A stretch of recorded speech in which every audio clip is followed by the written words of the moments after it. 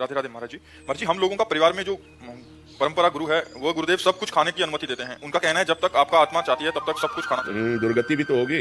आत्मा चाहती है तो दुर्गति भी तो होगी। वो अज्ञानी है। वो आत्मा में कभी चाह होती है, और चाह मिटाने के लिए हम मनुष्य जन्म प्राप्त किया कि चाह पूरी करने के लिए। नरक जाओगे, जेल जाओगे, ये कौन सा उपदेश है? तस्मात् शास्त्रम प्रमाणम। तुम्हारा जो मन चाहे सो करो। अरे मन को तो जेल किनकी भरी? उन्हीं की भरी जो आत्मा चाहे वो करे। जेल भरी हुई बेमतलब का उपदेश। ये क्या उपदेश है? दूसरों को भ्रष्ट करने का उपदेश है। आत्मा तुम्हारी कभी ना कहेगी बेमतलब का। नीच को शराब, वासना, भय और नकारात्मक चिंतन ने खोखला कर दिया है महाराज जी। महाराज जी, अब मैं छोड़ना चाहता हूँ बट अभी छोड़ नहीं पा रहा महाराज जी। तो आज से छोड़ दो। आप छोड़ना चाहते तो आपको जबरदस्ती पिलाता कौन है? आप ही तो पी रहे हैं और आप ही छोड़ना चाहते हैं। तो आज हमारी बात मान लो, छोड़ दो। बोलो, मैं वृंदावन में बैठकर शपथ खाता हूँ कि आज से शराब नहीं पीऊंगा। मैं वृंदावन में रहकर शपथ खाता हूँ कि आज से शराब नहीं पीऊंगा। हाँ, बस आप इतनी बात अभी छोड़ो और नाम जप शुरू करो। राधा राधा, आपको बल मिलेगा। ठीक है? हाँ, आपको बल मिलेगा। बहुत अच्छे आदमी हो जो आप अपना जीवन सुधारना चाहते हो। कई लोग तो बहते चले जाते हो। अच्छे आचरण करो, भगवान का नाम जप करो, भगवान तुम्हें बल देंगे। अच्छे मार्ग पर चलो और जीवन सुधारो। ये नारकी जीवन से उठो। ये नारकी जीवन है, ये गंदा जीवन है। अच्छे जीवन में जियो। कई बार इस बाजार को लूट किया। बिल्कुल, लेकिन आज से नहीं, आज ताला लगा दिया, बाजार नहीं लूटेंगे। ठीक है? आज वृंदावन में कसम खा लिया, अब मत पीना। हाँ बिल्कुल, वृंदावन में कसम कह रहे हैं कि आपके साथ बचपन से शारीरिक शोषण हुआ। मेरी बुद्धि शारीरिक भोगों को ही प्यार या स्नेह मानने लगी है। सबको गंदी नजर से देखना, बुरी बातें सोचना, बुरे कर्म करना आचरण बन गए हैं। ये आचरण अभी गया नहीं है तथा इससे बहुत छोड़ो, ये पूर्व की बातें छोड़ो। जैसे पूर्व जन्म में कुछ भी हुआ हम इस जन्म में याद नहीं रखते। अब आज से उस पूर्व जन्म की बात समझ कर उसे छोड़ो और भगवान का नाम जप करो और अच्छे आचरण करो। और अगर गृहस्थ में हो गई हो या गृहस्थ में जाना हो तो बहुत सावधानी पूर्वक जाओ। अपने पति को भगवान का स्वरूप समझे। जैसा भी पति मिले निर्वाह करने की कोशिश करें। जब तक हम पति न मिले आप कोई गलती ना करें, गलत मार्गों में न चले। जब हमारी गलत सोच बने तो हम नाम जप करें। बहुत कलयुग है, बहुत बुरा समय आ रहा है कि मतलब आए। अब अगर इसको नष्ट कर दिया तो भूत प्रेत बनोगी तो क्या इससे लाभ मिलेगा? भूत प्रेत बनकर थोड़ी लाभ मिलेगा। लाभ तो इसी शरीर से मिलेगा। इतना दिव्य मनुष्य जीवन दुर्लभो मानुषो देहो। ऐसा दुर्लभ शरीर प्राप्त करके हमें पछताना नहीं है। जो हुआ सो हुआ। अब आज से संभाल लो। आज से गलती न करो तो तुम महान बन जाओगी। तुम नाम जप करो, ब्रह्मचर्य धारण करो, कोई अपने हाथ से गंदी क्रिया मत करो, गंदे बच्चों का संग मत करो और कोई सदग्रह धारण कर लो। हमारी प्रार्थना, यदि आप अपना मंगल चाहते हो, पहला, रोज ठाकुर जी का चरणामृत पियो।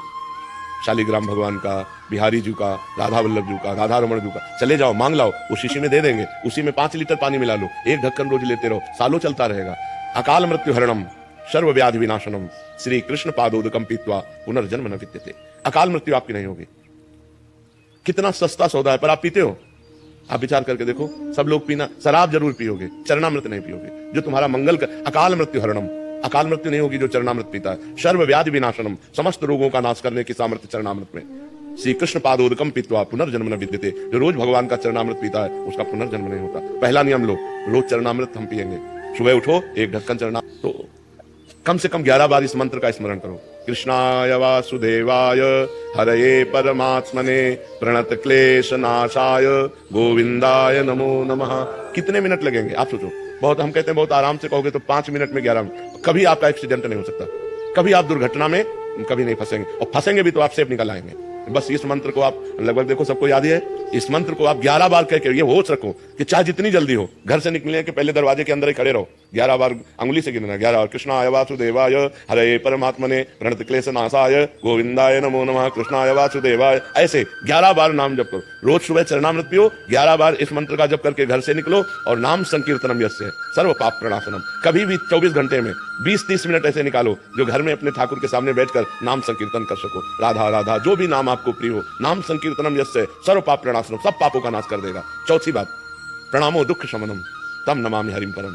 जो भगवान को प्रणाम करता है भगवान उसके सारे दुखों का नाश करते हैं। 11 दंडवत रोज नियम ले लो। ठाकुर जी घर में जो विराजमान है, सबके विराज, चाहे चित्रपट में हो, चाहे शालिग्राम के रूप में हो, चाहे विग्रह के रूप में हो, 11 साष्टांग दंडवत। राधा वल्लभ लाल की जय, राधा वल्लभ लाल की जय। फिर प्रणाम किया ऐसे 11 बार। वो साष्टांग दंडवत करने का फल है 10 अश्वमेध यज्ञ का फल। लेकिन 10 अश्वमेध यज्ञ का फल पाने वाले को पुनर्जन्म होगा।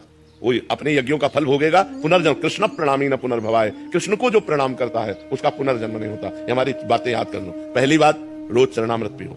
दूसरी बात, घर से निकलने के पहले 11 बार कृष्णाय वासुदेवाय इस मंत्र का जाप करो। तीसरी बात, नाम संकीर्तन 20-30 मिनट अपने घर में करो, जितना आनंद पूर्वक खुद डूब करके नाम संकीर्तन करो। चौथी बात, भगवान को 11 साष्टांग दंडवत करो। और 5वीं बात, वृंदावन की रज ले जाओ, जरा सी रज, माथे पे रखी रहनी चाहिए, अपने बालों के बीच में जरा सी रज, वो हमारे सर माथे रहेगी ना, जो रज शिव सनकादि की आचत सो रज शीस चढ़ाऊं, किशोरी तेरे चरणन की रज पाऊं। ये वृंदावन की जो रज है, ये ब्रह्मेश्वरादि सुदरूप पदारविंद श्रीमद पराग परमाद्भुत वैभवाया सर्वार्थ सार रसवर्षि कृपार्थ दृष्टेश तस्या नमोस्तु वृषभानु भो महिमने। ये हमारी 5 बातें याद कर लो, आप सदैव सुखी रहोगे।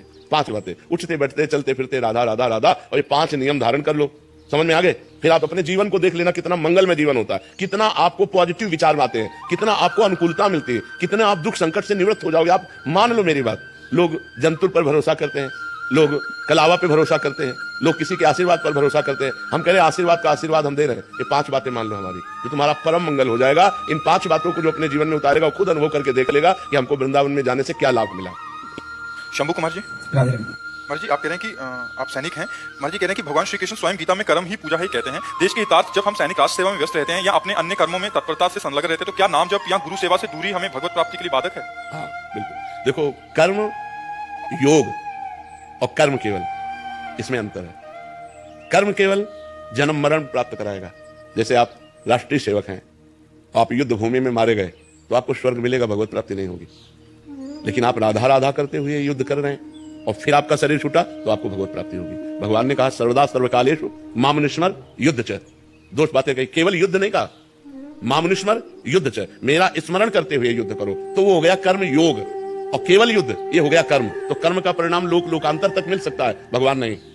कर्म योग भगवत प्राप्ति कराता है, और कर्म योग तब होगा जब मामनुस्मर युद्ध च, मेरा स्मरण करते हुए युद्ध करो। तो भगवान का स्मरण करते हुए यदि आप राष्ट्र सेवा करते हैं तो ये आपका भजन भगवत प्राप्ति कराएगा। और अगर ऐसे ही मर जाते हैं, मान लो युद्ध में ऐसे मर जाते हैं, तो आपको स्वर्ग की प्राप्ति होगी, ना कि भगवान की प्राप्ति। पर स्वर्ग की प्राप्ति होगी जो बड़े बड़े पुण्यात्माओं को होती है, क्योंकि राष्ट्र के हितार्थ आपने प्राणों का बलिदान किया। इस